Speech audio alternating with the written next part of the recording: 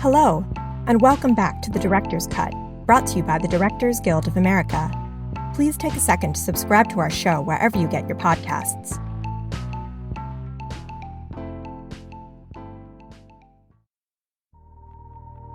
Today's episode features the DGA Special Projects Committee's recent event, The Craft of the Director, Judd Apatow.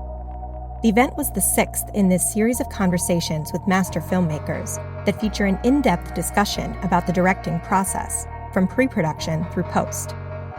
In addition to his recently released feature, The King of Staten Island, Mr. Apatow's directorial credits include the feature films The 40-Year-Old Virgin, Knocked Up, Funny People, This Is 40, and Trainwreck.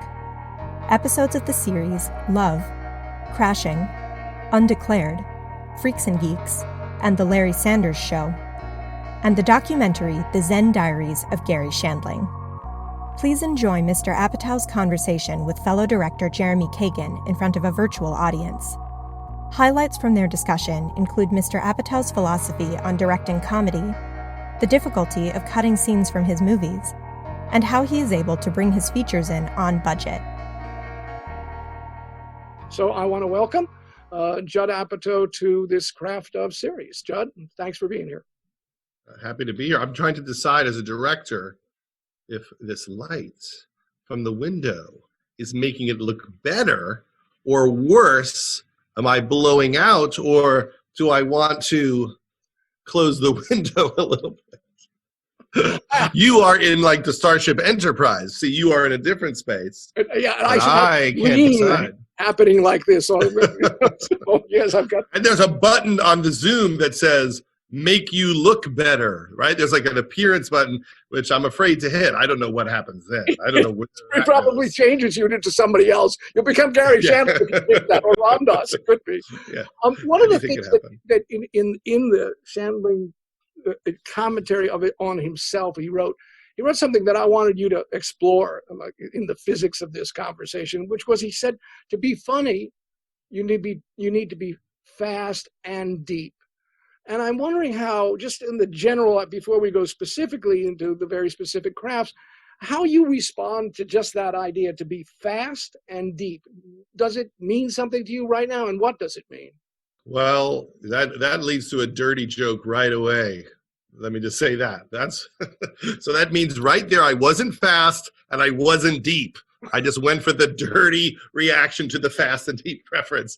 I just got scared when you said fast and deep, because I'm like, I don't think I'm actually that fast. And I tried to be as deep as I could be, but probably don't get that deep. So then I instantly fell into low self-esteem. And I went like, I have to respond to this only because I know you said you want to make movies that are both uplifting and hopeful, and that you like filth. So you can go there. Yes, exactly. Yes. This is not going to be, rated by anybody but ourselves. Well, I had a quote that Seth Rogen likes to say, which is when we were making a movie. I think it was when we were doing Superbad. I said, "More heart, less jizz."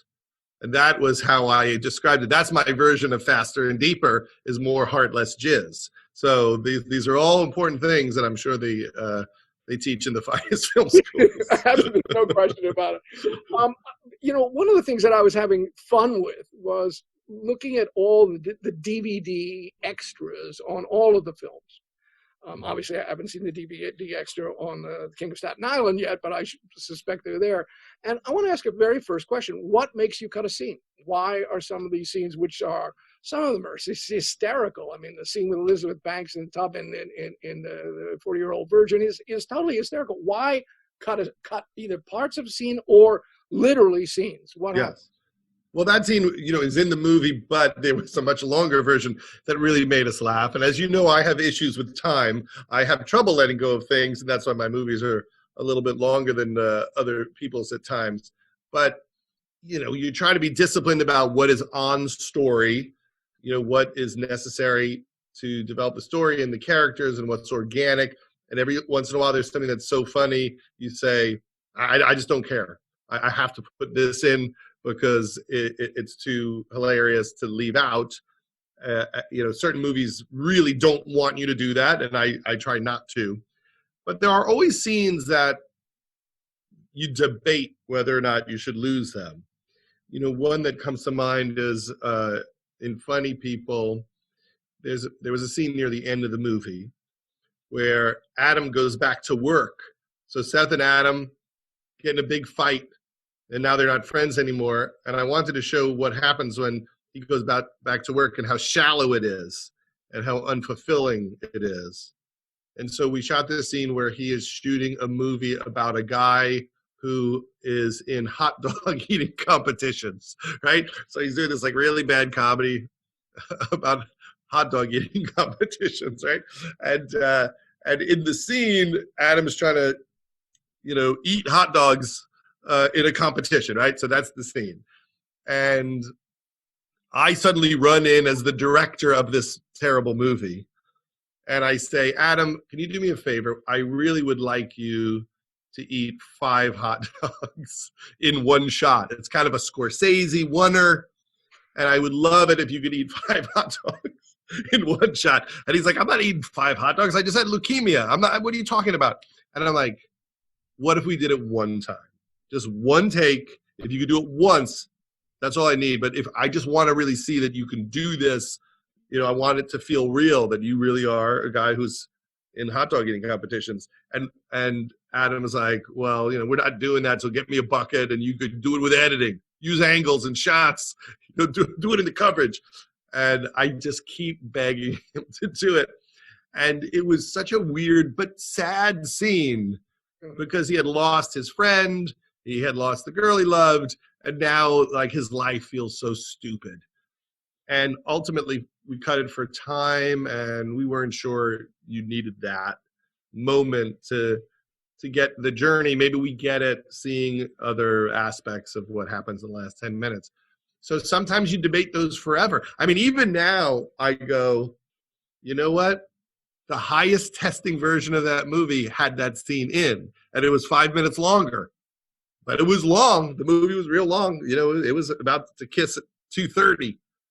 And there are nights I wake up and go, the hot dog eating competition scene. Because as a director, I'll never get a fresh view of the movie. I'll never see it the way someone sees it who doesn't know what's coming. I don't have that sense of mystery when I watch it. And these are the hard decisions with The King of Staten Island. We debated certain scenes for 6 months. There was a scene near the end of the movie where Pete Davidson asks Bill Burr, what are you doing today? And they haven't really bonded that much yet. And he's like, I'm going to go do construction. And he's confused by that because he's like, I don't understand. He's like, well, I don't make enough money as a firefighter. So on my days off, I have to do construction. And then Pete says, well, aren't you supposed to see your kids on your days off? And he's like, yeah, but I got to feed my kids. There's the problem, right? And then you go to this construction site where half a dozen firefighters are building someone a new porch, and Pete does it with them. And it was supposed to be the moment where Pete understands how much he cares about his kids because he hadn't seen that before, and that maybe he is a good guy. Maybe he's not an asshole. Look how hard all these firefighters work. In addition to risking their lives, they don't get paid enough. They have to do construction. Yeah. And it was in for a long time, and it was a funny scene and very sweet.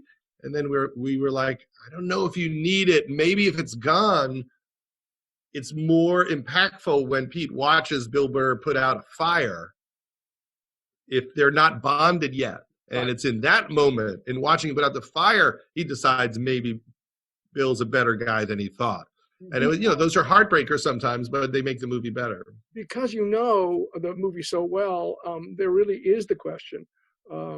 And do you screen it for, let's say, friends first, or do you test screen? And how much, if they say it's too long, or if they say they don't like this particular scene, or you're there and you're not hearing the laughter, how much does that go to determine you're saying, okay, this is where we're going to cut? I mean, for me, there's a very consistent process in post, which is I show it mainly to my staff and a few friends, so maybe 30 people. And then we get it in okay shape and we show it to 50 or 60 people. And that is sometimes almost a 3-hour cut. Like, here's everything we got. And so certain people can see all of it before we make big decisions. And then we cut it down to something semi-manageable, do it for 100 people. This is all just for me. The studio's not there. Wow. Then I have a unique situation with the studio, which is they allow me to do full focus grouped tests with real audiences without them there. They'll let me do one without them there. Because I always say, why don't you let me get close before you have to suffer through it? And so usually they don't come, or maybe just my main executive who's so helpful comes and helps. And we'll do that anywhere from 3 to 5 times with a real focus group. What kind of questions when you're there? I mean, are you the actual person that's asking the questions to this particular focus group? That's not the studio, but it's your group. What kind of questions are being asked? And what are you asking? I'm saying to people that I respect, lay me out. Don't hold back. What the hell just happened? What are you tracking? What do you make of it? Dramatically, is it working? Comedically, is it working? How did you experience this? And when you have people that you've worked with or have been friends with for a long time, they feel comfortable telling you what's not working. That's the key, that you can't have a bunch of yes people there. And sometimes in those first 3, I'll invite people that are my heroes. I'll ask, James Brooks to look at a cut if he's available. I always have my friends like, Jay Kazan and Jonah Hill and people like that come take a look at it. I am not embarrassed about begging anybody to come check out the movie. I would like as many opinions as possible. Now, sometimes you get their opinion and you think, okay, well, they're pointing out something wrong, but the way they say to fix it is not correct. It's how they would fix it, and it would become their style. But they have pinpointed my problem. I had a very unique experience with this movie, which was that Paul Thomas Anderson came to a test screening, and he didn't know anything about the movie. He's watching it cold. And when the movie ended, I was asking him specifically about a problem at the ending. I didn't feel like the ending was working right for the audience, and a lot of people in the audience wanted to know what happened to Pete's character. Right. Is he okay? Does he have a job? Is he going to survive? And they had tons of questions. And Paul, talking about that scene, but also generally, said to me, Judd, sometimes you move and edit just like 8 frames and the whole scene changes. And that's all he said. He's like, sometimes you think it's a big adjustment, but it's a small adjustment and it solves your problem. Mm-hmm. So that was just rattling around in my head for a while, this piece of advice, because I take all of his insights very seriously. And I couldn't get the ending to work. And then I thought, maybe it's the wrong take. Maybe the shot of Pete at the end of the movie where he looks out on the city is the wrong shot. No spoiler, but yes, I got it. Yeah. Well, I'm assuming everyone here has seen the movie. I don't know. I'm giving it all away. So watch this after you've seen the movie. Actually, by the way, I'm glad you're talking about it because it's so different from, I think, any ending you've done. Well, the ending is him realizing that maybe he can take a chance in life. Maybe he will feel strong enough to, escape his world. I mean, he hasn't spent any time in Manhattan in the movie, so just looking at Manhattan seems to be a metaphor for risk and maybe having the confidence to believe in himself and to be willing to try to have a relationship with this woman who he loves, who he always thought he wasn't good enough for. And so the last shot used to be that he walks outside, he looks around, and in the shot, Pete did this. Because it was really bright, and he goes like, and I froze on that. So, I cut out on that. And I thought it was interesting. There was like a physical thing to it. But then right at the last second, I found a different take where he just looked. Yep. And he wasn't shielded. He didn't look scared. He just looked more confidently. And then we said, maybe we need to, put up a tribute to Pete's father, which felt appropriate. Right. And then I was talking to someone, and we were kicking around, should we put up a picture of Pete's dad? And so I went through all the pictures, and then I found a picture of Pete's father in his firefighter's blues, his uniform, and he's holding Pete, and Pete's maybe, I think maybe 2, maybe younger, and they both look so happy. And what I liked about the photo is that they seem happy, but also that Pete's dad also looks fun. He looks like he was the guy that would be the best firefighter ever, but also the guy you wanted at the party, that he was hilarious, and you felt his personality in it. And after I added that to the end of the movie, the tribute to his father, no one ever asked what happened to Pete again, because I think what it did was it said to the audience, well, you know what happened to this kid. He's Pete. He made this movie. That's what happened to him. And that whole issue went away. Got it. I want to talk about the writing part of that as well, because you are, an incredibly skilled writer, and as a director, when and how those things meet, and even looking at that shot, for example, when you were writing, I realize it went through changes in editing that you've just described. Do you actually now visualize? Because that is now obviously that's a specific location downtown with all the federal buildings. So obviously being there may have made decisions about how you used the camera and how you shot that moment. But how do you visualize when you're writing? Well, that's a unique situation because we had 3 different scenes we thought could end the movie. One was a breakfast scene with the entire family, where we see them as a family with Bill Burr and Maude there and Marissa. We did another scene where we see what Pete's doing for a living, and he's become the assistant teacher in the classroom for Bill Burr's kids. And we shot that whole scene. And then we also shot this scene of dropping off Kelsey at her test to work for the city. And I wasn't sure which one would be right. I thought maybe I'll use all of them. Maybe I'll use one of them. I didn't know. Had you written all 3? You had written all 3? I wrote all 3 and I shot all 3.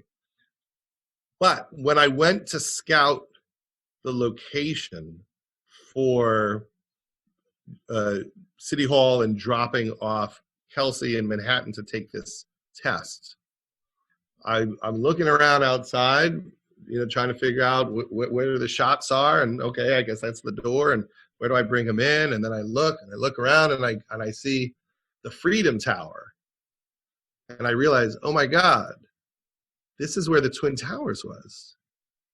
Like we're there. That's where his dad died, and that's where his dad died. Yeah, like if he stood here, that's the sky where the Twin Towers were. And it felt like, oh, we're supposed to be here. This is the end of the movie, is this. And I also knew that about 80% of the audience would not know that. And I didn't care. I didn't want it to be very on the nose. The Freedom Tower is like sticking out behind another building. And most people wouldn't notice, like, oh, that's the spot. But for me, it felt like there was a certain, logic that the universe had handed to us by being in the perfect spot, where he's seeing his future and his past, and it's all there. Now, as a writer, and I'm not talking about sort of the dialogue scenes, but I'm talking about potentially structural scenes, transitions from one scene to another, or actually, the visual moments. When do those things occur to you in that process before you're on the set, or do visuals come later? Where are you in that process as a writer director? I have a general sense of them, but most of it happens on the scout with my production designer, Kevin Thompson, and I'm with our cinematographer, Bob Elswit. And, those things are growing and morphing as we're finding these locations. And then we discuss, what can we do here? So, for instance, we know these kids hang out in basements, right? So, and that's something Pete talked about, like spending a lot of high school is in basements, smoking pot and watching movies and playing video games and doing some low-level drug dealing. Okay, so now we're looking for basements. Is Is this the right basement? Oh, there's a basement that has a window where someone could walk up and buy drugs. Oh, that feels right. I mean, Pete went on the location scouts with us. Wow. This is why I like to work with young people. You can't get someone who's been around a long time to go on location scouts with you multiple times. But he came, and he's one of the producers of the movie, and he said, no, this is the spot. Oh, no, you got to get this here.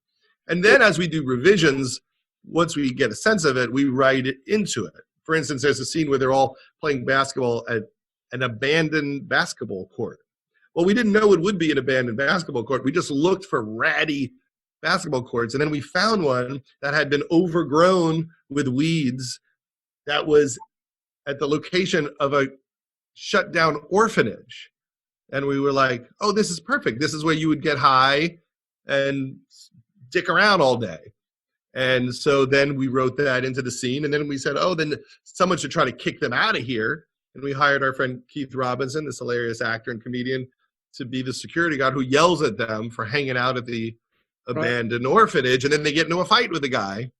And so that's how I work, which is I'm trying to like slowly let it come to life and do revisions and also do rehearsals and improvisation. So the whole thing is morphing through the entire prep, the shoot, and the edit. I don't know what it is. It's not like a play and I'm trying to capture it. I'm actually letting it grow like an organism the entire time. Got it. That's actually well spoken about what it is, which is evolutionary.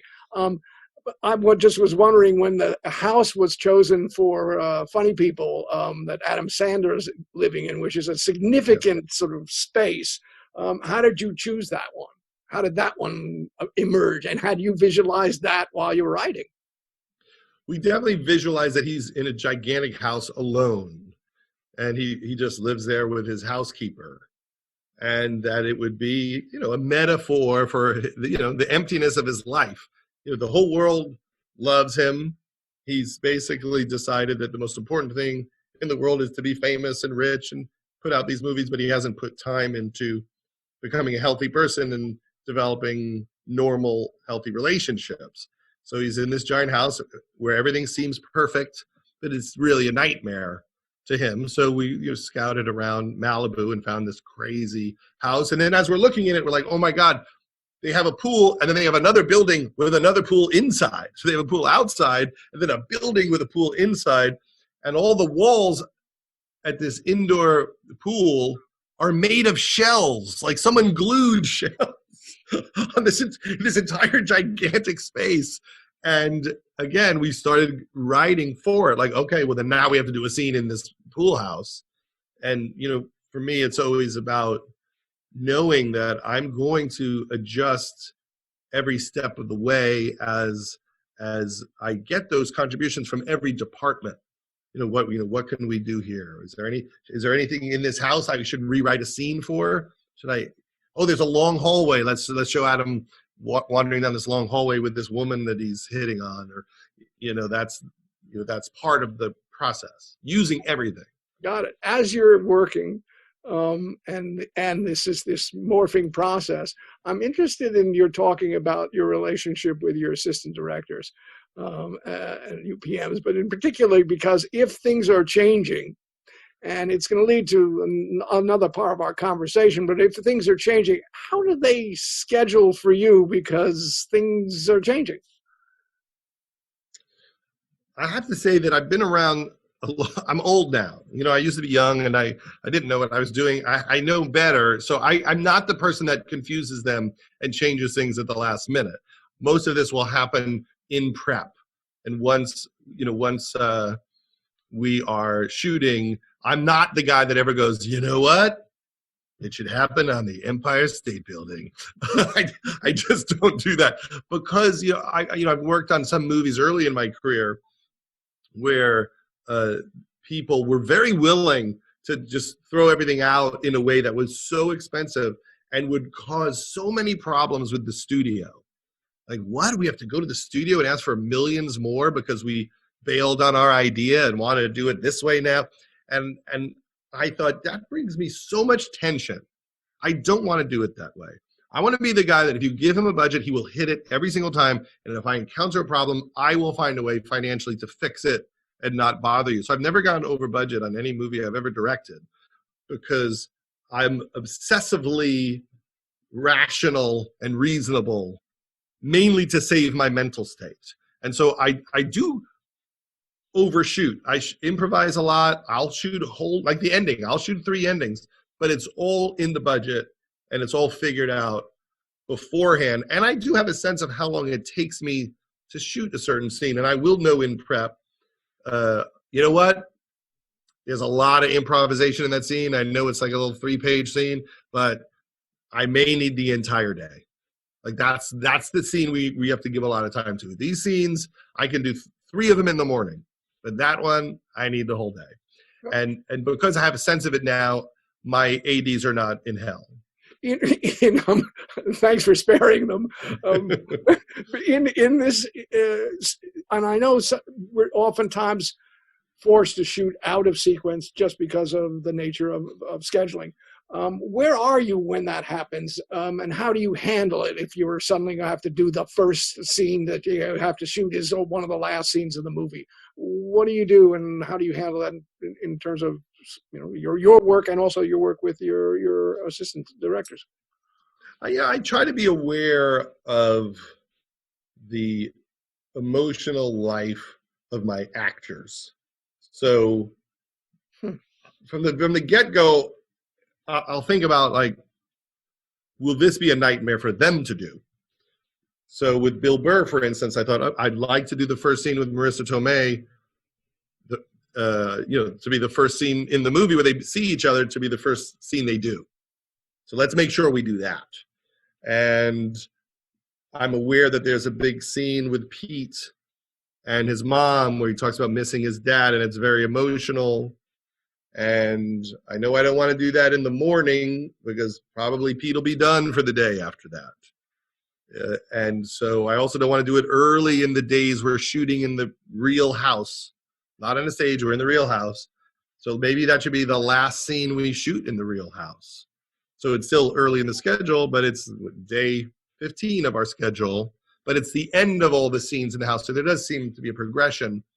And I think about that. I mean, I'm very aware of what makes it hard, and I will go to extremes to not do it in the ridiculous way where you say, to an actor and an actress, I know you have no scenes together, but we're going to start out with the love scene, which I hear those stories all the time. And I think, why didn't somebody not do that?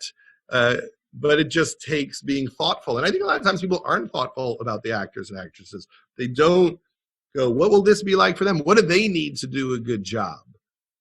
Got it. What's the first thing you do when you get on set? Where do you go? In the morning, I try to remind myself why we're there. That's the first thing I do. I try to read the scene. I have my assistant create a little binder of the current scene, every version of the scene that I've had in rewrites, so I could see the path of how I revise it and why. And then I usually have transcriptions of improvisations that we did off of a scene, which I will reread. And then usually I have had someone create a document, which is what I think I might want to shoot in addition to the scripted version, like highlights from all the drafts and all the improvs. Like, here's 20 lines that might be worth having in editing, or areas for discussion in an improv. And I review that in the morning while eating a large burrito. Got it. Who are the first people you talk to after you've done this? That's, by the way, thank you for sharing what that is. Who do you talk to first after you've sort of reviewed the possibilities for this scene? I usually talk to my producer, Barry Mendel, who's done a lot of movies with me, and we're just trying to remind ourselves what we're doing, because it's not all in the script. It's not like, here it is, it's all here. It's like 1,000 other ideas, and we'll also say, like, okay, this is a funny scene, but there's a chance in post we'll decide it shouldn't be that funny. So let's not forget let's shoot the scene, but let's get a more serious version. But also, if we do want it funny, remember we had these 3 ideas that might make it hysterical. Let's try to grab those also. So we try to figure out what our hopes are for what we can get for the editor, because really that's all we're doing is getting stuff for the editor. In my head, I always think, while I'm shooting a scene, I imagine I'm in editing, and I try to imagine what I wish I did. And that's how I do it. I go, okay, I'm in editing. It's 6 months from now. Why do I hate this? What will I think I screwed up? Oh, you made it sappy. Okay, let's do some non-sappy version. Oh, that you didn't get enough joke alts. You had 2 jokes here, neither of them worked. Okay, let's get some extra jokes. And that's, I work from a very Jewish fear of failure. And I'm just trying to load up for winter for editing. That seems like a lot of work before you're even able to go for your first setup, and a lot of time. Yes. Is it? And then what do you do once you've made those decisions? Then I'll talk to my co-writers and anyone who is involved in keeping an eye on the script. And in a way, I have to edit it in my mind. So as I do each piece of coverage, I have to go, okay, I'm going to do the scene, and then a more serious version, get some extra jokes, and maybe do some improvs. And I have to do that in every piece of coverage. And I have to also be aware in which moments I'm using 2 cameras and I'm trying to capture something on both actors simultaneously. So if something happens that's magical, do I have all of it, or do I have to clean it up and make them try to recreate something? Because a lot of times we're trying to do things multi-camera so that if they get playful and they try something new, that they can surprise each other, and I'll have both reactions on film. When you're shooting, let's say single camera, not multi-camera, where do you position yourself? Where are you? Where's your body? Are you, behind monitor, next to the camera, both? Where are you? Sometimes I'm, close by at a monitor. There are times, we will put a little microphone with me and a little speaker near the set. So if I want to talk them through something, I don't have to scream from another room, and I can speak quietly and they can hear me. At times I'll have a stand-up monitor a little closer if I feel it's necessary. But for the most part, I usually don't want them to see me in their space, just because it feels a little weird. And then sometimes near the end, I might go near camera. Sometimes I'll have like 10 other lines I wish I had for editing, and I'll go, okay, let's run these lines. Just say, why are you here? Say, why the fuck are you here? Say, what the fuck's going on? Say, and I'll just grab a whole bunch of shit before we move on.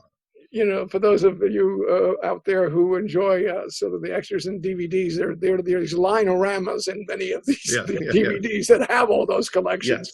Yes. They're particularly hysterical, at least from, I guess, it's Senna, who's in Trainwreck. Maybe you'll talk about that in a minute. But let's talk about the issue of improvisation and what it means. I know you've said sometimes that it's kind of rewriting in the moment. But some people are really good at it. Some people are not. There's some principles behind it. Talk about improvisation for you, and what it means and how you use it. I just try to use people that I think have something that they can add, with the writing part of their mind. So I try to cast really early. I try to get into rehearsals very early so we can improvise and see what else we could do here. So, for instance, Maud is playing Pete's sister. So in a rehearsal, I know that I want them to fight. I know I want this fight to clarify what it's like to live in that house. And I want to see it through Maud's perspective, so she can call him out on the fact that he takes up all the air in the house, and he is so difficult that the mom takes most of her time to focus on him. And that she's also scared for him. She's leaving, but she's scared he won't be okay. She's also scared that she's leaving and her mom won't be okay. And so it's this moment where she's trying to give him a present, but really her intention is to say, Can you please be normal? Can you please not drive mom crazy? Can I leave without guilt? She wants to leave without guilt. She wants to have her own life. Now, there's 1,000 ways to do a scene like that. And so the improvisations might be very loose. You know, the improvisation could start with a simple question. Are you going to be okay? And they might improvise off of that. What do you mean? What do you think I mean? What are you going to do? What are you going to do? Are you going to get a job? Are you going to just sit here? Are you going to drive mom crazy? Can you not drive mom crazy? And that's the improv. You know, oh, you think I'm driving mom crazy? You're leaving. You're bailing. And then we might have done that in rehearsal 3 to 4 times before shoot day. And each time I take notes, each time I do a revision to the script, but I'm also saving stuff I liked that I didn't put in the script. And on the day, I say, well, let's shoot this scene. And then slowly I start feeding in some of the other ideas. And every once in a while, someone will just think of something in the moment. And they know I'll never be mad if they bail on the script. And I think that's the key to it, is they always have permission to leave. So if in the moment, you know, Pete thinks of something amazing, he's going to do it. And I also feel like when the actors and actresses know that there's going to be improvisation, they listen differently. They're not waiting for their cue. They know it may not come. They have to live it. And sometimes the cue comes and they're so nervous that it won't come that they just seem more into it and they pay attention differently. And I want them to, you know, live the moment. And when you have people that are really smart and funny, they might come up with the best joke in the movie. I mean, I would just assume, you know, 6 out of 10 of the lines that people love in The King of Staten Island were made up in that process by the actor or actress. Now, are these it seems like there are 2 different times that this is happening. One is in your rehearsal period. Once you've made a decision after having listened to a number of versions and intentions that you've given and then rewritten, when you're on the shoot, is it more there knowing that, yes, you have to be alive because something, I'm giving you permission to go with it, but here is the things that need to be done or said? Where does that land? We're always aware that there's a number of things that have to happen or have to be said. And so we're making sure that gets done. For instance, when Bill Burr comes to the door to yell at Marissa Tomei because Pete tattooed his son, I know at some point it's a discussion about, is she going to pay for it? And he's going to be really hard on her. Like, yeah, you're paying for this. I got to get to that. But before I get to that, he could just rave on about how terrible her son is. But at the same time, in the scene, I know that the point of the scene is that while screaming at Marissa Tomei, based on her reaction to being yelled at, he is falling in love with her. So that was what we said. As you curse her out, you fall in love with her. And by the end of it, you turn to jelly and you can't even hold your anger anymore because you're flummoxed by her response. That's why at the end of the scene, he says, I'm sure if your husband was alive, he still would think that you should pay for it. Like, he lost his rage. She disarmed him. But there's a bunch of ways to do that. But that's the ABC of how we're trying to move through this moment. He comes in a rage. You know, he's confronting her, and then she doesn't respond probably how his wife responds to him, just to tell him off in an equal manner. You know, he senses her compassion and what a great person she is, even while raging at her. Now, all of what you've just described, which is it's sort of like the nature of that scene from where it starts to where it ends. Does Bill Barton know, and have you used the similar language that you're using right now in terms of the 2 of you discussing what this scene is? Yes. So, and then the question here is, the issue of anticipation, because you don't want him in the beginning of this, I assume, in the beginning of the scene to, quote, fall in love with her. It's got to happen over the time of their exchange with each other. So yeah. If you've described a whole scene to whatever actors you're working with, how do you keep it so that they don't get ahead of themselves? I'm just watching and seeing if it feels right. I'm trusting them to feel it out. And then at some point, if I have to, I might go, I think it happens later. It seems like it's happening a little too early. And the first time I ever directed, I was asked to direct an episode of The Larry Sanders Show, which was terrifying because I had to direct Rip Torn and Jeffrey Tambor and Gary Shandling and Penny Johnson, all these people. They were just masters. And I didn't know what I was doing at all. So I went home and I read a David Mamet book. I think it's called On Directing. And there was a line in it about how you don't want to micromanage the actors. If you give them a very tiny adjustment, it will change the entire performance in the scene. If you just say, I think you're a little bit madder than this, every read will be different in the scene. And that's how I dealt with Rip Torn and people like that, was to give them the tiniest direction and then get out of the way. I never give like 4 or 5 things. It might just be, at the end, I think you really let her have it. And I get out of the way. And then if I don't feel like we've gotten certain things, by the end of it, I might get more anal with it. But that's how I try to do it. I try to talk deeply about the scene so we all understand it. I really want it to feel organic to them and truthful. And I want my adjustments to be a little more universal. And if I don't get it, I'm not afraid to give somebody a line reading or clean it up at the end. But I'm really hoping that their rhythm finds itself and something special will happen that I never even imagined would happen. In thinking about never imagining would happen, I want to look at some specific moments, like Jen Lynch singing that the song in Spanish, 40-year-old version. I mean, how did that happen? I mean, I think that happened in the audition. I believe that she did that in the audition, and we just thought it was so funny. And obviously, we gave her a lot of room to play because she's just as funny as anybody ever.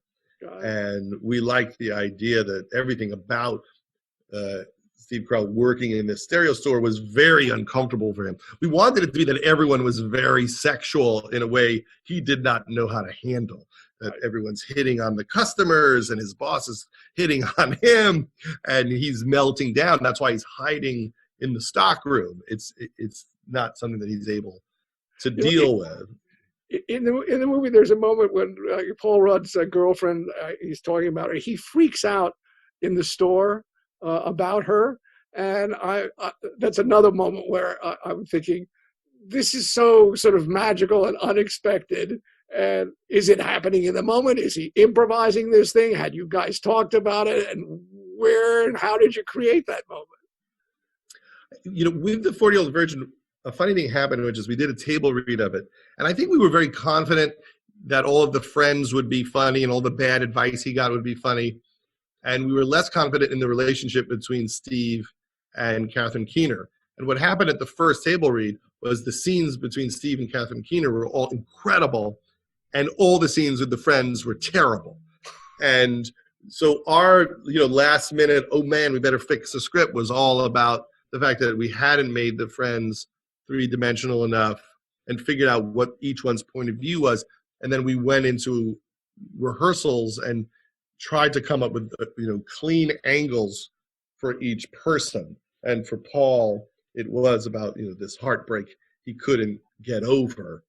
And, Paul's so funny that, I assume that most of that was a slightly controlled improvisation. Got it.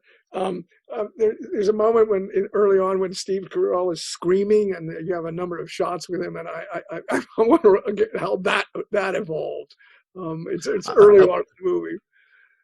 I think that what we tried to do with that character was have him not be what you would expect, that he wasn't just this nervous guy. He also had rage, and that's what was making us laugh, is that he would pop every once in a while. He was pent up. There was this person at the Improv when I was a young comedian, and I was watching a show. I don't remember if it was like Maury Povich or something, And I was like, why is this guy who's always at the Improv on this show? And then a chyron came up and it said that he was, 35-year-old virgin or something like that. And I always remember that guy was kind of hostile. He was kind of a dick, and I thought, oh, so that should be a part of this character. He's not just a wallflower. He also rages occasionally. And that was an angle that really helped Steve have way more colors in that character. Got it. The waxing scene, which is a classic piece of American cinema, which of course, if you see it for the first time and you're a movie maker, you're thinking, oh, he must have covered himself with fake and it's a rip and it's all done. And then of course, it turns out that it's all very real. When did you guys decide, let's do that? I think that what happened was that we wanted to do some sort of sequence that you would have in any movie like this, where you dress him up and you make him look better and you give him a haircut and all the friends try to get him ready to meet a woman. And it's the makeover sequence. And we were writing a lot of ideas for it, and we knew it was generic, and we were a little bummed. Like, well, how do you do this in a new way? And Steve was the one who said, you can just wax me. And I didn't even know what he meant. And he was like, yeah, you can just wax me, wax my chest, and it'll really hurt. Do it for real. It'll really hurt. It was all his idea. And it's funny because at the time I thought he just made it up. And I never thought he had been waxed before. But afterwards, I'm like, he's been waxed before. He knew what this experience was like, but he never copped to it. And so we hired an actress who said she also was a professional waxer, but on the day we slowly realized that she wasn't a professional waxer, and just said that to get the job. And at one point she put wax over his nipple and was about to pull, and we were like, "You're going to tear his nipple off!" And if you notice, his little blood spot, at the end, little droplets came up, and we had to CGI out some of it. There was way more blood. But that's a fun DVD extra, is a mini documentary of how we shot it, because it was almost all improvised. When I was a kid, I used to go to this place, Action Park, where you would ride these little carts down these cement paths, and everyone would always fall, scratch their arms up, go to the nurse, and she would put some sort of antiseptic spray on it, and then it always hurt the person, and then they would curse out the nurse. And so as you were waiting to get it sprayed on you, you'd watch the nicest person in the world be like, "You foul!" Everyone cursed her out. They couldn't help it because it hurt so much. And so his reaction was based on that he couldn't help himself but scream at her. Now, that was definitely a multi-camera shoot, if I recall. 4 cameras, yeah. Now, I'm interested. I want to talk about camera for a lot, but specifically, your interest in using film versus digital. Where are you on all of that? I feel bad that more people don't shoot on film. I haven't found it to be much cheaper to shoot digitally. There are certainly certain types of movies that you might need it for special effects, or if you're shooting in low light a lot. But I just think it looks better. People are like, it doesn't look any worse on digital. And I've done the test where you have both cameras, and it does not look as good. That's just my opinion. We did it on Trainwreck with Jody Lee Lipes, our DP, and we shot all our tests with digital and film looked 1,000 times better. That being said, I shot digitally on This Is 40 with Fade and Papa Michael, our DP, and it looks gorgeous. And I liked it for that movie because I wanted it to feel very real and immediate and like the audience's life. So I didn't want that separation that film might give you for that particular movie. But for the most part, I like how film looks, and I haven't found that it slows me down or costs me that much more. In fact, we shot the TV show Crashing with Pete Holmes on film, and we always loved how it looks. Is the studio? Are you getting any opposition now from studios and networks saying, it's gonna cost us more because you shoot a lot, in the sense of you may be doing a scene 3 or 4 different ways, and it would be obviously in their minds cheaper on video. So how do you digital? What's your response to them? Actually, you've given it, but I want to hear it. If I were an executive saying, no, wait a minute. It's I like the way you make your movies with all those changes and stuff, but it's going to be much more expensive if you're processing film. What's your response when they say that? I mean, it's a little more expensive, but actually not that much. Unless you have a very tight budget, which most people do, there's a real argument that aesthetically it looks so much better that it's worth doing. I feel like television has suffered from the fact that all these shows look exactly the same. There's definitely some DPs that are so good in post with the manipulating the digital image that they can do amazing things to make it more unique. But if you bang around Netflix and just watch a whole bunch of shows, they all look like they were shot by the same person, and I do think that is a shame. I'm sure Roger Deakins knows what he's doing, and there are those people who are like, Judd, you're wrong. You could not tell the difference. And maybe there are certain DPs who are that good at it, but I find that when I make a movie like The King of Staten Island, instantly everyone's like, oh my God, it looks so much better.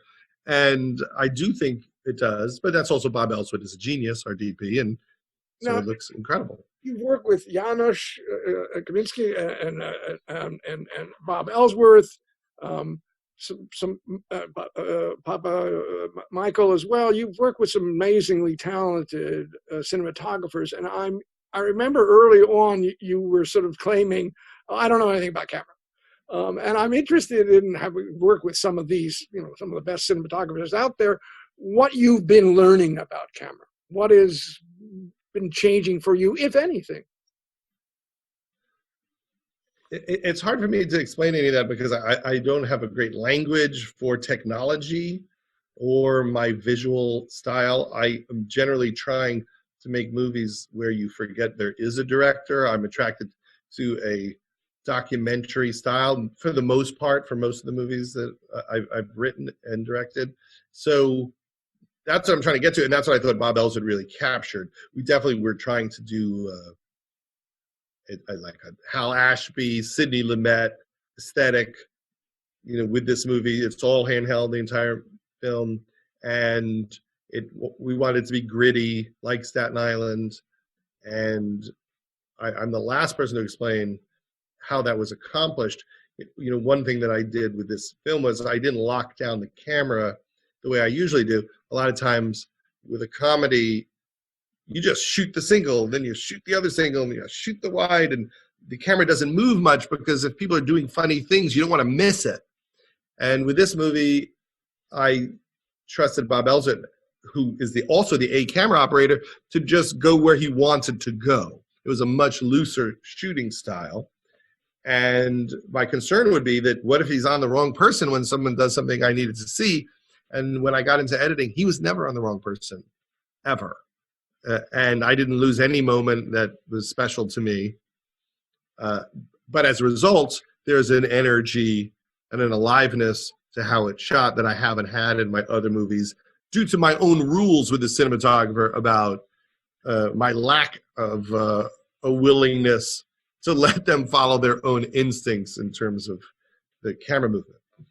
It's interesting because in Funny People, you can see the difference in terms of some of the scenes where there is camera movement, and as distinguishment from the films before it.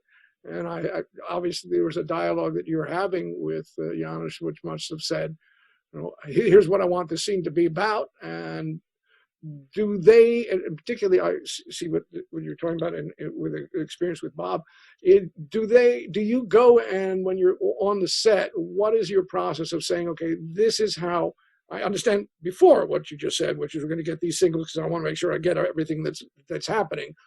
What's the process in this film where your dialogue with him when you're setting up a scene? Do you block it and say, I need the camera to be here, or do you block it and step back and have a discussion? What do you do? Well, usually we've talked about the basic way to do it on the location scouts. We I'll usually say, well, I think he'd come in here and he'd land here and then he'd move off around here. And then usually that's when Bob will go, well, if he came in here, he could land there and then it would look better from here. That's usually why things look good, is that adjustment from the cinematographer. And it's very subtle. It is just someone's taste. It's their eye.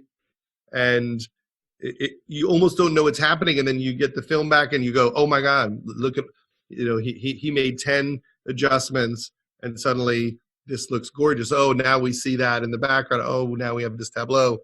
And I try to hire people much more talented than me to make sure I don't screw all of that up.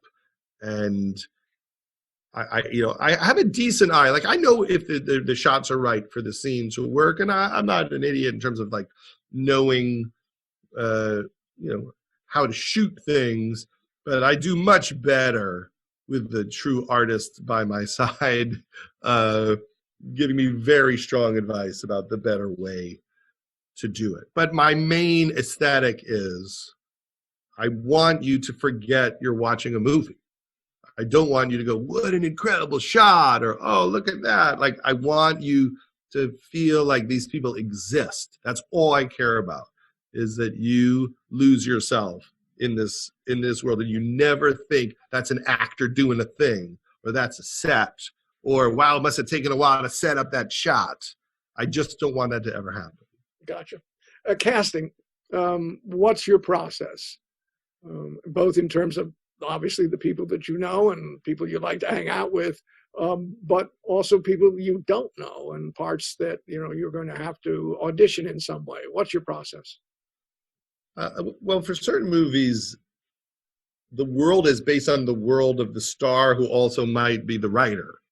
So I will try to understand what that person wants. So when it's someone like Pete Davidson and we're casting for his friends, I'll say, is there anyone you have in mind for this? And he'll say, my best friend, Ricky Velez, is a comedian and he's a killer. He's perfect to play Oscar.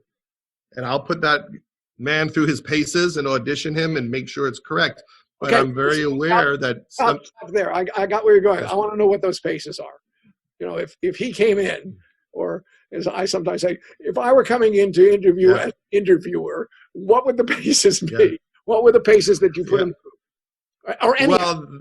Well, for him, he's going to come in and read with Pete, and then he has to improvise with Pete, and I have to get a sense that he can handle this process. So, he came in, and instantly I realized, oh, this is exactly right. I wanted his friend to be tough and charismatic and to be someone that could pull him into trouble. But I also need this guy to be funny. He's also has his own sense of humor, and I need to know that Ricky can improvise, that he could roll with it, and he was all those things. And because he was all of those things, I'm more inclined to hire him because I know that they have a shorthand. I know that they love each other and they have a history, and that will be apparent on the screen. For instance, there's a moment early in the movie where they're talking about how Pete's character doesn't mind them making jokes about his dad dying. Oh, yeah. And then Ricky says, knock, knock, who's there? Not your dad. Now, that was an improvisation, but an actor who wasn't friends with Pete would never have said that. They wouldn't have dared go that far or that dark. But Ricky knew how Pete would react. They have their unspoken language together. Pete reacted perfectly. It's all the same improv. The whole reaction to that joke is from one moment of improvisation. In the casting, when you were with him or any actor that's come in, or non-actor that's coming in, and you want to find out whether they're good at an improv. Now, obviously, Pete was there. Let's say Pete isn't there, or in fact, I'd say who is in your casting sessions, and what might be the sort of the impetus to the improv? What might you say to get that improv going? I think that I'm lucky that Pete sat in on most all of the auditions. Again, a young person getting their big break, telling a personal story, will go to all the auditions. you're not going to get, a legendary actor to go to auditions every day for a month and read with 100 people or more. When we did Knocked Up, Seth read with 100 women to find Katherine Heigl, and that's helpful. Did Amy Schumer also do the similar thing with you? Absolutely, and I think that helps us figure out who's right. It can be done another way, but that makes it possible for you to figure out who she's going to have unique chemistry with. So, for instance, on Trainwreck, she said, "These are my friends who are funny," and one of them was Pete Davidson, and that's how I met Pete Davidson. She's like, "There's this kid, he's 19 years old, he's so funny, it makes no sense how hysterical he is at 19. And I watched him on a YouTube video, and we hired him to do a little cameo, and afterwards Bill Hader was like, "That kid's funny, I'm going to tell Lorne Michaels about him." And then he got cast on Saturday Night Live like 6 weeks later. And that's what I'm looking to do. Amy said, "I think Colin Quinn should play my dad." And I've known Colin Quinn a long time, and I thought about it, and I wasn't sure, does that make sense? Is he old enough? Does that line up right? And we brought him in, and we read him, and then because she loves him so much and they're so close, that you get something that you wouldn't get without that connection. So it's not true for every part in these movies, but for a few of them, like Derek Gaines plays the guy who is the other busboy who beats up Pete in the Fight Club. They used to be roommates. And Pete would tell me, "Oh, he used to be a hip hop dancer." And so at a rehearsal, someone said, "Maybe after you punch Pete in the face, you just start popping and locking."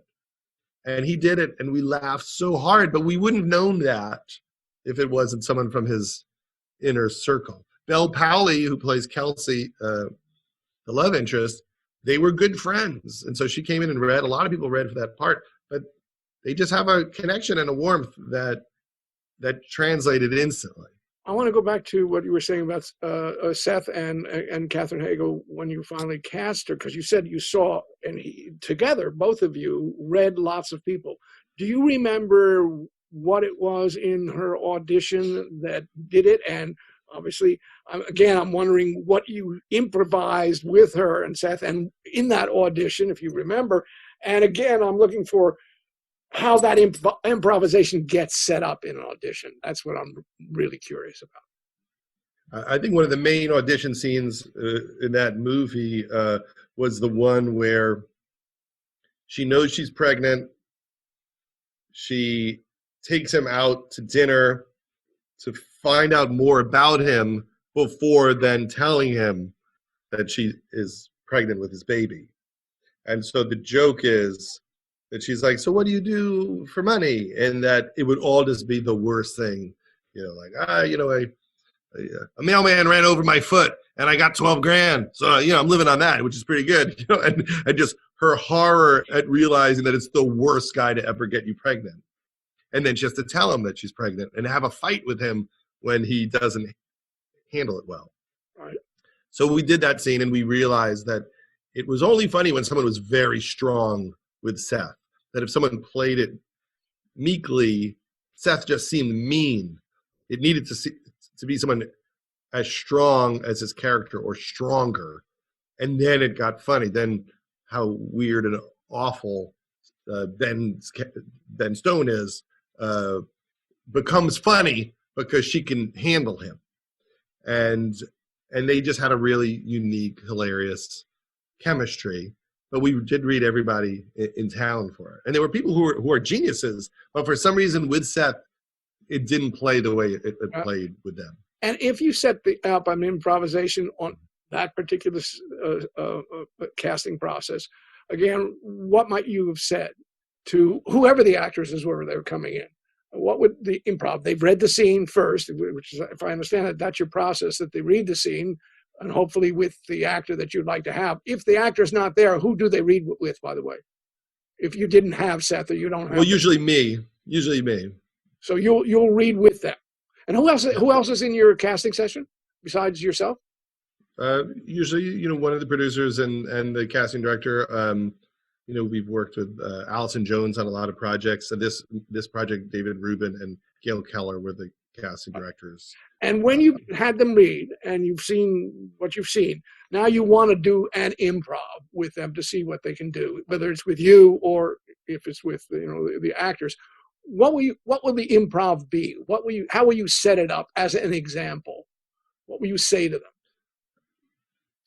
I think I would say I'm going to let Seth drift.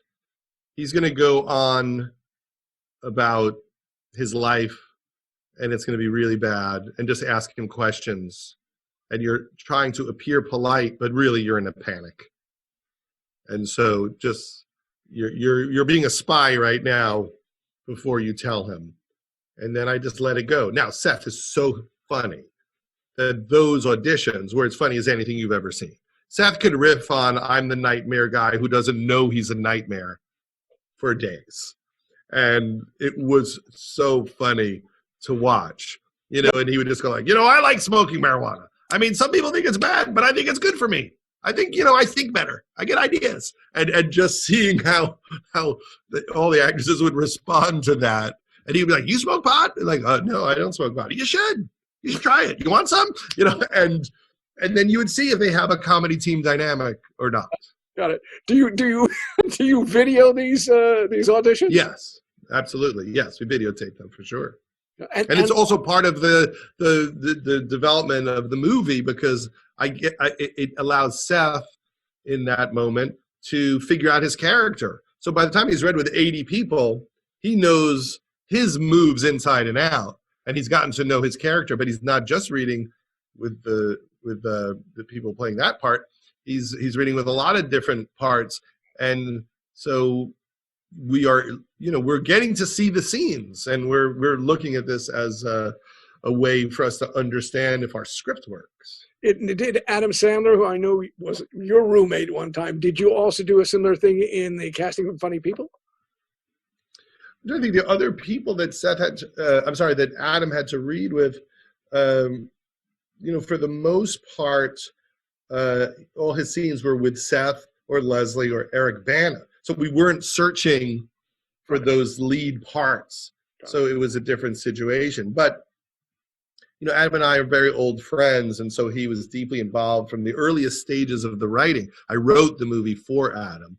So we were able to do table reads and rehearsals and get a lot of time out of him in order to develop it. And that's why I feel like it feels so lived in, because we did do the same process with Adam. When you're not having actors who are, I'm still interested in you did go set up. If you're who are people that, let's say, other people in the movie know. So you're now auditioning somebody who nobody knows except you may have looked at tapes or something like that. What's that audition like? I'm wondering, because I think he's amazing in the King of Staten Island. I'm not sure if I'm pronouncing his name right. Moises Arias, who plays Igor, who is, I think, hysterical. Yes. I'm wondering if you remember the casting. Now, he may have been a friend too, so I don't know. But yeah, I hadn't met him before, but he was on Hannah Montana, and he played a character named Rico. So when he was a little kid, he was on this television show. Right. And my kids used to watch that show all the time. And I always said, who's this Rico kid? This is the funniest kid ever, this Rico kid. And when he came in, it was like Harrison Ford came in. I was just so excited that Rico was here, but now he's an adult and has done a lot of acting. And he read with Pete. He came in straight to Pete. And we didn't do a series of auditions for the movie without Pete. We did a little bit in New York for some of those parts, and then everyone we liked, Pete came in and read with on the second round. There in Trainwreck, you have some amazing performances by people that I wouldn't have known are going to give you amazing performances. I mean, LeBron James is astounding in the movie. Yeah. What was the casting process with LeBron? How did you know you were going to get somebody who could really create a character? In a lot of these movies, we're trying to figure out a world. So Amy Schumer is a comedian. We don't want her to play a comedian. So we want to do something that can capture her sense of humor and her attitude. So quickly we thought, okay, so she works for a magazine. She works for like a snarky, gossipy type of magazine. And that'll get her around interesting things. It's a comedy. We want it to take us to fun places. And then we thought, well, what's the guy do? She falls in love with a guy. It's supposed to be the right guy. And the movie is about what does a person like Amy do when she meets the right guy? How does she screw it up? Is she too, unstable to make it work? And at some point we thought, what about a doctor who deals with athletes? Because then we could have the world of sports in the movie. And that's another fun place for this story to live. And very quickly, we realized, well, that would mean that the Bruno Kirby from When Harry Met Sally could be an athlete. And we thought, well, that could be any sport. Who would it be? And at the moment, the first person we thought of was LeBron James.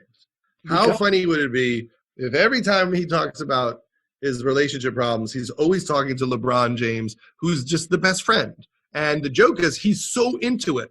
He's a great friend. And that's the joke, that he's an amazing, loving friend. He had just hosted Saturday Night Live, so we went and had lunch with him one day after he had a game the night before. And I guess he just loves Bill, is the truth. He must have had a fun time getting to know Bill. He clearly wanted to get into film and television. Now he has an enormous production company. He's incredibly successful. And I think he liked the idea of being in a film. And he got the joke. We told him the joke. And he wasn't weird about it all. We were like, and the joke is he's friends with you. And that's what's funny, because why would you be friends with him? And he laughed so hard. And we said, and you're cheap for no reason. You just happen to be cheap. We'll just make that part of your personality. He's not cheap, but it made us laugh that he would be cheap. And he showed up and he was riotous. First take, first day. I don't know how he prepared. He just got the joke. I think he did do some work with somebody, I guess.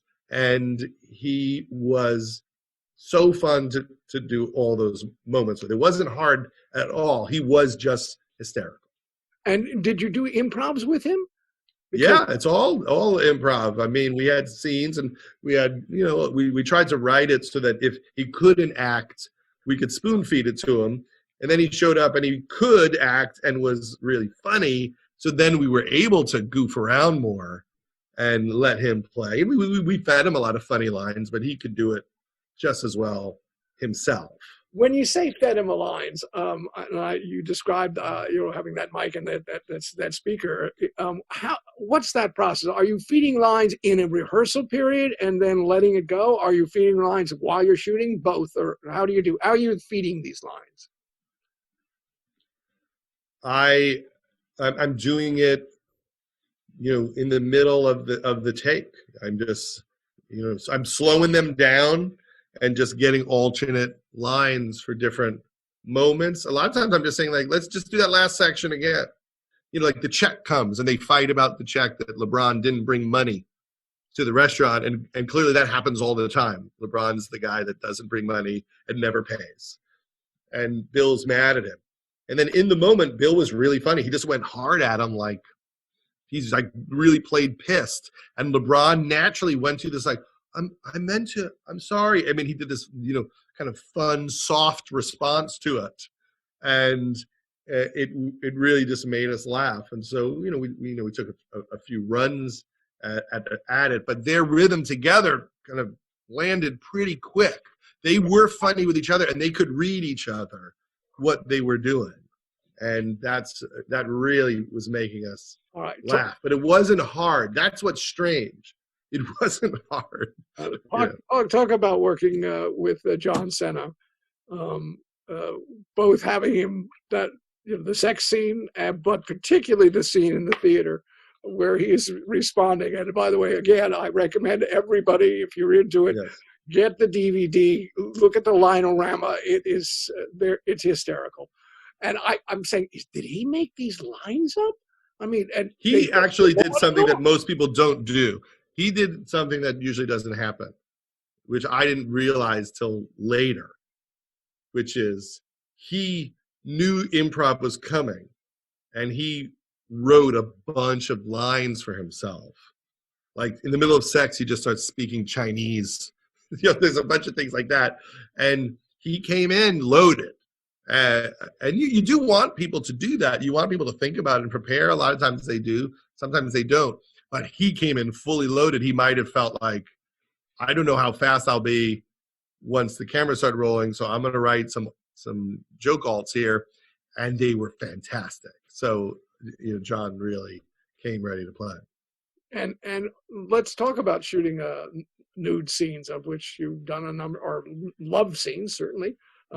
What's your process? And particularly in that one, here this guy's, full nude. I mean, I guess not frontal, at least in terms of what we see, but we certainly see everything else.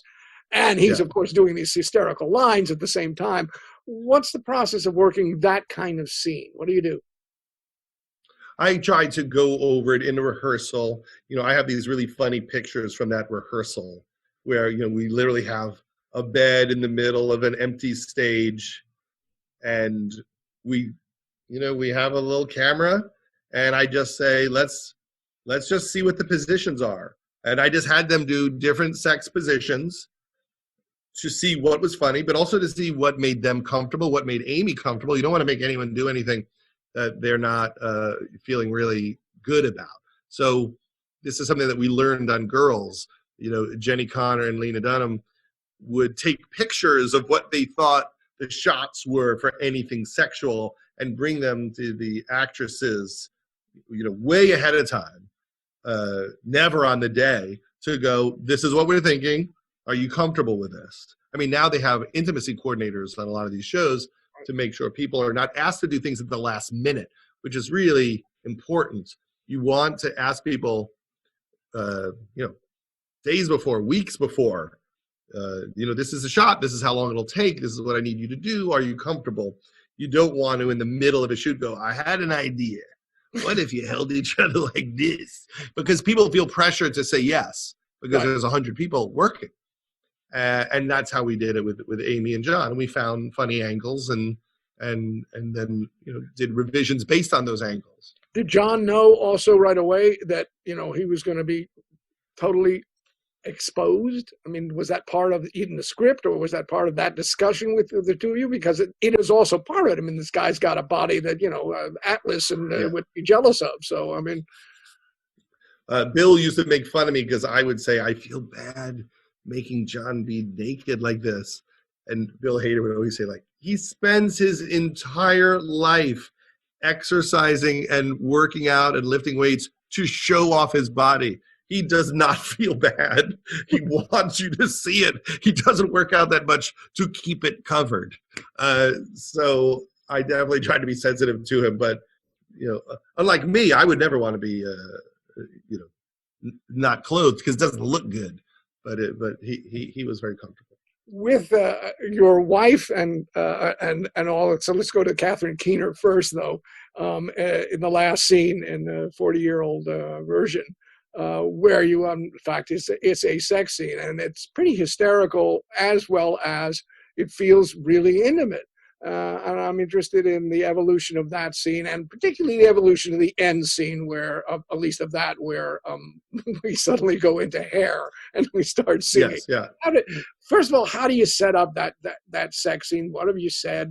How are you making them comfortable, as you did, obviously, with Senna and Amy? Well, we were trying to do something there, which I was nervous about the whole time. I had Gary Shandling at the table read, and he would read drafts, and he kept saying to me, Judd, you have to show the sex. At the end, you need to show the sex, because you have to see that their sex is better than all their friends' sex, because they're in love. And that's the point of your movie. It's about finally having sex, and that the sex is good, because it's real, and it's a real loving relationship. And I kept saying to Gary, I can't show the sex, Gary. how do you do that? And I'd be frustrated with him. And he would leave me messages on my answering machine. Have you figured it out yet? You got to show the sex. You got to show it. You have to show it. And I didn't know what to do. And I said to Steve one day, and I wasn't happy. I'm like, what do we do? Gary keeps leaving messages for me. And he said, what if I just break out into song? And I said, oh, like, let the sun shine in from Hair, right? And he's like, yeah, something like that. And then we got, a choreographer, Ann Fletcher, the great director, but she's also a choreographer. She choreographed it. And, it's a bit like a Bollywood sequence. At the time, I had never seen a Bollywood movie. I'm sure Ann did. And so that solved that problem. And then for the moment beforehand, it's just because Catherine Keener is a genius. She made it appear like they just had sex. And it's two beats. One is they have sex, and then we say 10 seconds later, right. And then he looks really nervous because this is his nightmare that this sex will be bad. And he thinks that he'll be revealed as a freak and not worthy of her. And then she looks at him and she goes, let's just do it again. And then it says 2 hours later, right. And then you cut to the song. But the reason why it looks real is only... Wait, before you cut to the song, there's a top shot looking down, and her face, her expression in that shot 2 hours later. Yes. I mean, I just thought, how did she get there? It's amazing. Yeah. Well, she's brilliant. I mean, whenever she was around, we were like, Catherine Keener's here. We were so excited.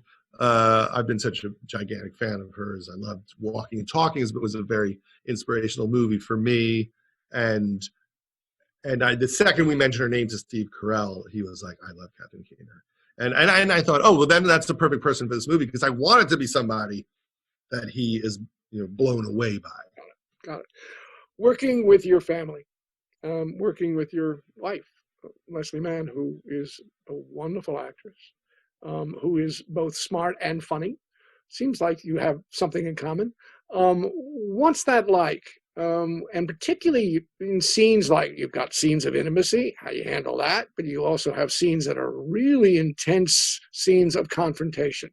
How do the two of you work? Is it any different from working with actors that you don't happen to be intimate with?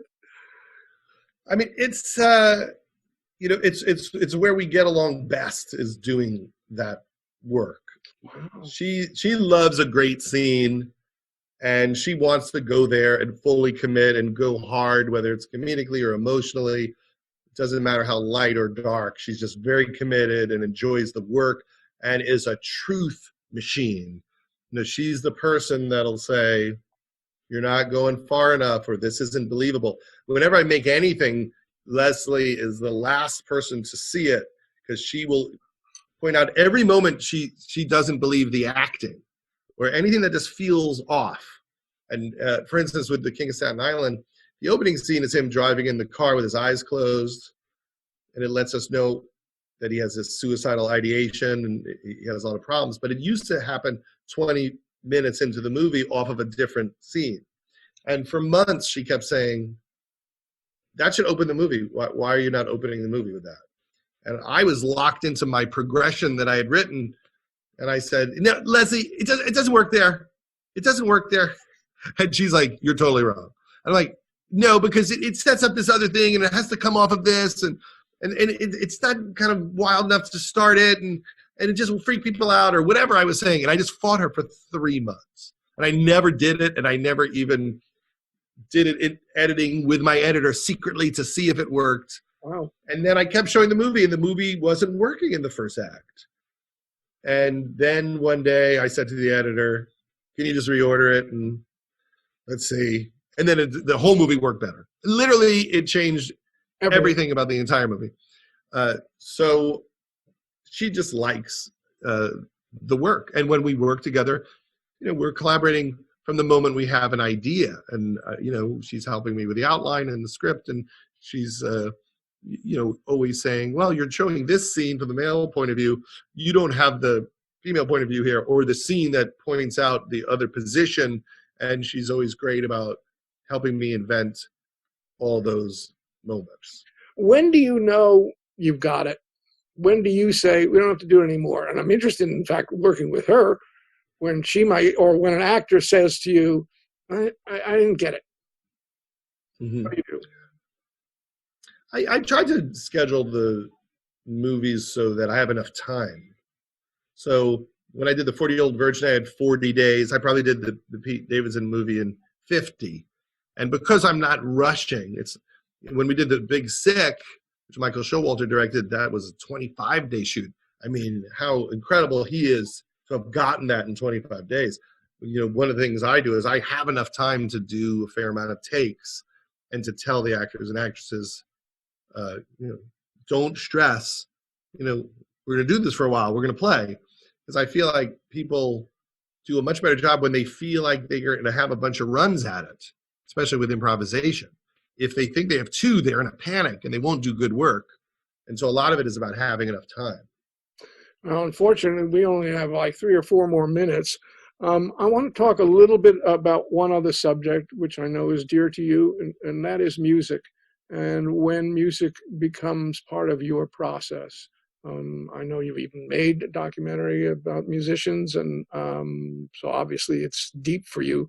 When does it become, and where do you use it, and how do you make your decisions about it? I usually have some sense of a musical style for the movie before I start.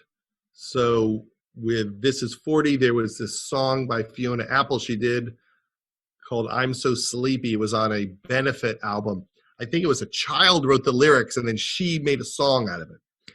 And I love the sound of this Chris Steele mandolin that was on it, and John Bryan produced it.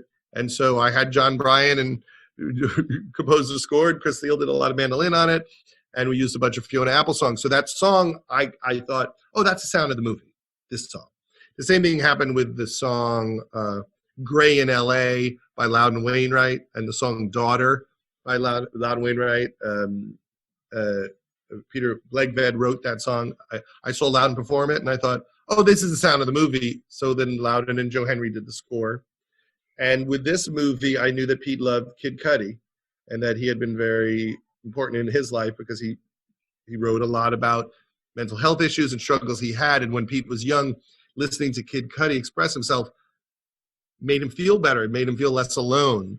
So we knew we wanted to use a lot of his music. So the opening and the closing of the movie are Kid Cudi songs. But we also thought, how can we make the whole score feel like that type of rap music? So we hired Mike Andrews, who's done a lot of scores for me, like Bridesmaids and Freaks and Geeks. He worked with a bunch of producers on creating a sound that feels like rap music. Got it. My last question, which is, what's the worst part of directing for you? And if you say it, what's the best part of directing for you? What's the worst and what's the best? The only bad part about directing is, the moments when you think you don't have it and wonder if you never will. The moments when you doubt yourself and you get scared, they're terrifying. And hopefully you don't have too many of those. Because the only pain I ever get is thinking I might screw the whole thing up. That's my terror. Or thinking someone can make me screw it up. Like, if someone else could force me to make a change I don't want to make, that's the thing that would melt me down. And then the best thing about it is the moments of inspiration, whether it's alone writing or writing with friends and coming up with something that makes you really happy, or seeing people that you believe in nail it or invent something themselves, giving people opportunities. I really like working with young people because I like to see the moment they figure out who they are and figure out how to express their point of view. And to me, that's the most fun part of the process. Well, Judd, listen, you are a fun part of our process, and we're very grateful you took this time. Looking forward to seeing you in person and also the next creative moments that you do either in confinement or out of it. You're an inspiration. And on behalf of the Directors Guild, thanks very much for doing this. Thank you very much. Be well. Be well, everyone out there. Take care.